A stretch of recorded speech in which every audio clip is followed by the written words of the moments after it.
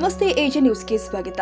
ಹಾವೇರಿ ಜಿಲ್ಲೆಯ ಶಿಗ್ಗಾವಿ ತಾಲೂಕಿನ ಕನಕವಾಡ ಗ್ರಾಮದಲ್ಲಿ ವಿಶೇಷವಾಗಿ ಕೆಎಸ್ಆರ್ಟಿಸಿಯ ನೌಕರು ನಿವೃತ್ತ ಆದ ನಂತರ ಆರೋಗ್ಯ ಹೇಗೆ ಇರಬೇಕು ಎಂಬುದರ ಬಗ್ಗೆ ಹಿತ ನುಡಿಯನ್ನ ಹೇಳ್ತಾ ಇರುವ ವಯಸ್ಸಾದ ವೃದ್ಧರು. ಇವರ ಹೆಸರು ವೀರನಗೌಡ ಚಂದ್ರನಗೌಡ ಪಾಟೀಲ್. ಕನಕವಾಡ ತಾಲೂಕು ಶಿಗ್ಗಾವಿ ಜಿಲ್ಲಾ ಹಾವೇರಿ. ಇವರು ಎಲ್ಲ ತರಹದ ಗಿಡ ಸಸಿಗಳನ್ನ ಉಚಿತವಾಗಿ ಬೆಳೆಸಿ ರೈತರಿಗೆ ಫ್ರೀಯಾಗಿ ಕೊಡ್ತಾರೆ ಮತ್ತು ಯಾವುದೇ ರೈತರಿಗೆ ಬೋರ್ವೆಲ್ ನೀರಿನ ಪಾಯಿಂಟ್ ಪತ್ತೆ ಹಚ್ಚುತ್ತಾರೆ. ಇದಕ್ಕೂ ಕೂಡ ರೂಪಾಯಿಗಳನ್ನ ತೆಗೆದುಕೊಳ್ಳುವುದಿಲ್ಲ. ಯಾಕಂದ್ರೆ ನಾನು ಒಬ್ಬ ರೈತ ಅಭಿಮಾನಿ, ಉಚಿತವಾಗಿ ನೀರಿನ ಭೂಮಿಯ ತಳ ಪಾಯಿಂಟ್ ಅನ್ನ ಕಂಡು ಹಿಡಿತೀನಿ. ಇದಕ್ಕೂ ಕೂಡ ಉಚಿತವಾಗಿ ಬೋರ್ವೆಲ್ ಪಾಯಿಂಟ್ ಅನ್ನ ಕಂಡು ಹಿಡಿಯೋದು ಯಾವುದೇ ರೂಪಾಯಿಗಳನ್ನ ತೆಗೆದುಕೊಳ್ಳುವುದಿಲ್ಲ ಅಂತ ಸ್ಪಷ್ಟನೆ ಕೊಟ್ಟಿದ್ದಾರೆ. ವಿಶೇಷವಾಗಿ ಇವರು ಒಂದು ದೇವರ ಹೆಸರೇ. ನೀನು ಮೇಲೆ ಬಳ್ಳಾರಿ ಜಿಲ್ಲಾ ಚಳಬುರ್ಗಿ ಹೀರತಾತ ದೇವರಿಂದ ಕೆಲಸ ಕಾರ್ಯವನ್ನ ಮಾಡ್ತೀನಿ ಅಂತ ಸ್ಪಷ್ಟನೆ ಕೊಟ್ಟಿದ್ದಾರೆ. ಮತ್ತು ಕನಕವಾದ ಗ್ರಾಮದ ಸುತ್ತಮುತ್ತಲಿನ ಗ್ರಾಮದ ಜನ ಉಚಿತವಾಗಿ ಗಿಡ ಸಸ್ಯಗಳನ್ನ ಒಯ್ಯುತ್ತಾರೆ. ಕೆಲ ಜನರಿಗೆ ತಮ್ಮ ರೈತರಿಗೆ ಉಚಿತವಾಗಿ ಬೋರ್ವೆಲ್ ಪಾಯಿಂಟ್ ಅನ್ನ ನೋಡಬಹುದು ಅಂತ ಸ್ಪಷ್ಟನೆ ಕೊಟ್ಟಿದ್ದಾರೆ. ನಾನು 4 ವರ್ಷದಿಂದ ಕೆಎಸ್ಆರ್ಟಿಸಿಯಲ್ಲಿ ಸೇವೆ ಸಲ್ಲಿಸಿ ಅಸಿಸ್ಟೆಂಟ್ ಟ್ರಾಫಿಕ್ ಸೂಪರಿಂಟೆಂಡೆಂಟ್ ಆಗಿ ರಿಟೈರ್ಡ್ ಆಗಿದ್ದು. ನಾನು ರಿಟೈರ್ಡ್ ಆದ ನಂತರ ಗ್ರಾಮೀಣ ಪ್ರದೇಶದಲ್ಲೇ ನಾನು ಆದರ್ಶ ಗ್ರಾಮ ಮಾಡೋಕ್ಕೂ ಇಡೀ ಕರ್ನಾಟಕಕ್ಕೆ ನಾನು ಆದರ್ಶ ಗ್ರಾಮ ಮಾಡೋಕ್ಕಂತ ಗ್ರಾಮೀಣ ಪ್ರದೇಶದಲ್ಲಿ ಬಂದು ವಾಸ ಮಾಡಿದೆ. ಅದರಂತೆ ನನ್ನಂತೆ ನಿವೃತ್ತ ಆದಂಥ ನೌಕರಸ್ಥರಿಗೆ ನಾನು ವಿನಂತಿ ಮಾಡಿಕೊಳ್ಳೋದೇನೆಂದರೆ, ಎಲ್ಲರೂ ಗ್ರಾಮೀಣ ಪ್ರದೇಶದಲ್ಲೇ ನೀವು ಜೀವನ ಮಾಡಿರಿ. ಗ್ರಾಮೀಣ ಇದ್ದವರು ಗ್ರಾಮದಲ್ಲೇ ಜೀವನ ಮಾಡಿರಿ. ಈ ಗ್ರಾಮವನ್ನು ಸುಧಾರಣೆ ಮಾಡಿಕೊಡ್ರಿ. ನಮ್ಮ ಊರು ಸ್ವಂತ ಊರಲ್ಲೇ ಹೋಗಿ ನಮ್ಮೂರನ್ನು ನಾವು ಸುಧಾರಣೆ ಮಾಡಬೇಕು. ಬೇರೆ ಯಾರು ಬಂದು ಮಾಡಲಿಕ್ಕಾಗಲ್ಲ. ಅದಕ್ಕೆ ನಮ್ಮ ಗ್ರಾಮದಲ್ಲಿ ಎಷ್ಟು ನಮ್ಮ ಶಕ್ತಿ ಆಗ್ತೈತಿ, ನಮಗೇನು ನಿಗ್ತೈತಿ, ಹೈನುಗಾರಿಕೆ ಆಗಲಿ, ತೋಟಗಾರಿಕೆ ಆಗಲಿ, ಇಂಡಸ್ಟ್ರಿಯಲ್ ಏನು ಮಾಡೋದು ನಮ್ಮ ಗ್ರಾಮದಲ್ಲೇ ಸುಧಾರಣೆ ಮಾಡಬೇಕು. ನಾವೆಲ್ಲರೂ ಸಿಟಿ ಅಂತ ಹೋಗಿಬಿಟ್ರೆ ಅಲ್ಲಿ ಸಿಟಿಗಳು ಸುಧಾರಣೆ ಆಗುತ್ತೆ, ಗ್ರಾಮ ಸುಧಾರಣೆ ಆಗೋದಿಲ್ಲ. ಅದಕ್ಕೆ ನಮ್ಮ ದೇಶ ಗ್ರಾಮೀಣ ದೇಶ ನಮ್ಮದು. ಅದಕ್ಕಾಗಿ ಎಲ್ಲರೂ ನಾನು ವಿನಂತಿ ಮಾಡ್ಕೊಳ್ಳೋದೇನೆಂದರೆ, ನಿವೃತ್ತ ನೌಕರಿಗೆ ಎಲ್ಲರಿಗೂ ಅಧಿಕಾರಿಗಳಿಗೆ ಎಲ್ಲರಿಗೂ ನಾನು ವಿನಂತಿ ಮಾಡ್ಕೊಳ್ಳೋದೇನೆಂದರೆ, ಎಲ್ಲರೂ ಗ್ರಾಮೀಣ ಪ್ರದೇಶದಲ್ಲಿ ಮನೆ ನೀವು ತೊಗೊಂಡ್ಬಿಟ್ಟು ಸಿಟಿ ಬಿಟ್ಟು ನೀವು ಗ್ರಾಮೀಣ ಪ್ರದೇಶ ಬಂದರೆ ನಿಮ್ಮ ಮಕ್ಕಳು ಇರ್ತಾರೆ, ನಿಮ್ಮ ಆರೋಗ್ಯವೂ ಚೆನ್ನಾಗಿರ್ತೈತಿ, ನಿಮ್ಮ ಕುಟುಂಬದ ಜೀವನವೂ ಸುಖವಾಗಿರ್ತೈತಿ, ನೆಮ್ಮದಿ ಜೀವನ ಇರ್ತೈತಿ. ಅದಕ್ಕೆ ನಾನು ರಿಕ್ವೆಸ್ಟ್ ಮಾಡ್ಕೊಂಡು ಮತ್ತೊಂದು ಸಲ ಹೇಳೋದಂದರೆ, ಎಲ್ಲರೂ ಗ್ರಾಮೀಣ ಪ್ರದೇಶದಲ್ಲೇ ನೀವು ಮನೆ ಮಾಡ್ಕೊಂಡು ಇಲ್ಲಿದ್ದರೆ ಭಾಳ ಚೆನ್ನಾಗಿತ್ತು. ಇಂಥ ಪ್ರಕೃತಿ ಒಳಗೆ ನಾವು ಜೀವನ ಮಾಡಿದರೆ ನಮ್ದು ಯಾವುದೂ ಆರೋಗ್ಯಿಲ್ಲ. ನನಗೆ 71 ವರ್ಷ ನಡೆದರೂ ಯಾವುದೇ ಒಂದು ಆಸ್ಪತ್ರೆಯಲ್ಲಿ ನಾನು ಒಂದು ಔಷಧ ಒಂದು ಗುಳಿಗೆ ತೊಗೊಂಡಿಲ್ಲ. ನಾನು ಆರೋಗ್ಯವಾಗೇ ಇದ್ದಿದ್ದೀನಿ. ಅದಕ್ಕೆ ನೀವು ಸಹ ಆರೋಗ್ಯ ಆಗಿರ್ರಿ, ನಿಮ್ಮ ಮಕ್ಕಳು ಆರೋಗ್ಯ ಇರಲಿ, ನಿಮ್ಮ ಫ್ಯಾಮಿಲಿ ಆರೋಗ್ಯ. ಮತ್ತು 4 ಜನ ಇದನ್ನೆಲ್ಲ ನೋಡಿ ಸೌಂದರ್ಯಪಟ್ಟು 4 ಜನ ಬರ್ತಾರೆ, ನೋಡ್ತಾರೆ. ಎಲ್ಲ ಅಧಿಕಾರಿಗಳು ಬರ್ತಾರೆ. ನಮ್ಮಂತಕ್ಕೆ ಏನಾದರೂ ಚೆನ್ನಾಗಿದ್ದರೆ ಬೇರೆಯವರು ಬರ್ತಾರೆ.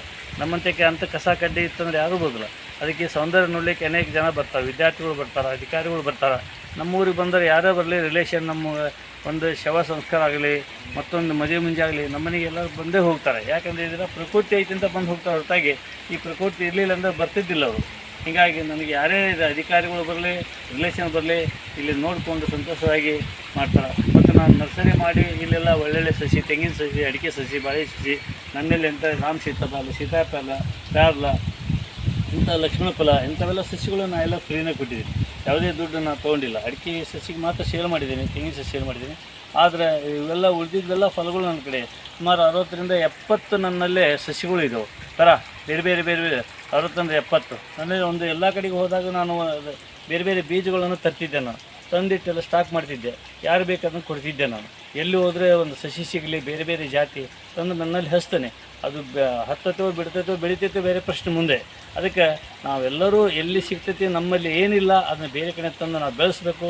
ಅದು ಬೇರೆಯವರಿಗೆ ನಾವು ಫ್ರೀಯಾಗಿ ಕೊಡಬೇಕು. ಇದು ಕೊಟ್ಟಾಗ ಮಾತ್ರ ಪ್ರಕೃತಿನೂ ಉಳಿತೈತಿ, ನಾವು ಉಳಿತೀವಿ. ಹೀಗೆ ಮಾಡೋದ್ರಿಂದ ಸಮಾಜದಲ್ಲಿ ಒಳ್ಳೆಯದಾಗ್ತೈತಿ, ದೇಶಕ್ಕೆ ಒಳ್ಳೆಯದಾಗ್ತೈತಿ, ಗ್ರಾಮೀಣ ಉದ್ಧಾರ ಆಗ್ತೈತಿ, ನಮ್ಮ ಹೆಸರೂ ಚೆನ್ನಾಗಿರ್ತೈತಿ ಅಂತ ತಿಳ್ಕೊಂಡು ನನ್ನ ಅನಿಸಿಕೆಯನ್ನು ನಾನು ತಮ್ಮ ಮುಂದೆ ಇಡ್ತಾ ಇದ್ದೆ. ನಾನು ಸುಮಾರು ಎಲ್ಲ ಕಡೆಗೆ ಒಂದು 1000 ಪಾಯಿಂಟ್ 4 ಪಾಯಿಂಟ್ ನೋಡಿದ್ದೀನಿ. ಮನೆಗಳಿಗೆ, ದೇವಸ್ಥಾನಕ್ಕೆ ನೋಡಿದ್ದೀನಿ, ಹೊಲಗಳಿಗೆ ನೋಡಿದ್ದೀನಿ, ಎಲ್ಲ ಕಡೆಗೂ ನಾನು ನೋಡಿದ್ದೀನಿ. ಆಫೀಸ್ನಲ್ಲೇ ನೋಡಿದ್ದೀನಿ, ಪೊಲೀಸ್ ಸ್ಟೇಷನ್ನು, KB ಇಂಥಲ್ಲೆಲ್ಲ ನಾನು ಪಾಯಿಂಟ್ ನೋಡಿದ್ದೀನಿ. ಯಾವುದೇ ಥರ ನಾನು ದುಡ್ಡು ವಗೇರೆ ತೊಗೊಳೋದಿಲ್ಲ, ಫ್ರೀಯಾಗಿ ನೋಡ್ತಾ ಇದ್ದೀನಿ. ಅವರ ಭಕ್ತಿಯಿಂದ ಹಿರಿತಾತ ಚಳಗುರ್ಗಿ ತಾತಾಗೆ ನಮ್ಮ ಮನೆಗೆ ನೀರು ತಂದು ಪೂಜೆ ಮಾಡಿಸಿ ಕಳಿಸಿದ್ರೆ ಅದನ್ನು ನಾವು ದೇವಸ್ಥಾನಕ್ಕೆ ಕಳಿಸ್ಕೊಡ್ತೀವಿ. ಇದರಿಂದ ಯಾವುದೇ ನಾವು ಸಂಭಾವನೆ ತೊಗೊಳ್ಬೋದು.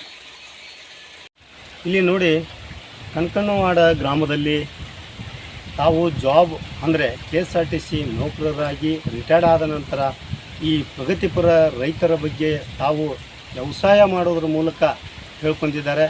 ಈ ರವಿರಾಜ್ ಶಿಗ್ಗಾಂವ್, ಎಜೆ ನ್ಯೂಸ್. ಕನ್ನಡಿಗರ ಮೆಚ್ಚಿನ ನಿಮ್ಮ ಎಜೆ 24/7 ನ್ಯೂಸ್ ಕನ್ನಡ ವಾಹಿನಿ ಇದೀಗ ಟಿವಿಯಲ್ಲಿ ಲಭ್ಯ. ನೋಟಿಸ್ ಕೊಟ್ಟಿದ್ರೆ ವಾಪಸ್ ತಗೋತೀವಿ ಅಂತ ಹೇಳಿ. ಇವತ್ತು ವಕ್ಫ್ ಪ್ರಾಪರ್ಟಿ ಅಂತೇಳಿ ಬರ್ತದೆ ಅಂತ ಹೇಳಿದ್ರೆ ರೈತರು ಬೀದಿಗೆ ಬದಲು ಏನು ಮಾಡಬೇಕಾಗತ್ತೆ? ಯಾರು ವೋಟ್ ಹಾಕಲಿಲ್ಲ ಅಂದರೆ ಗ್ಯಾರಂಟಿನೆಲ್ಲ ಸ್ಟಾಪ್ ಮಾಡಿಬಿಡ್ತೀವಿ.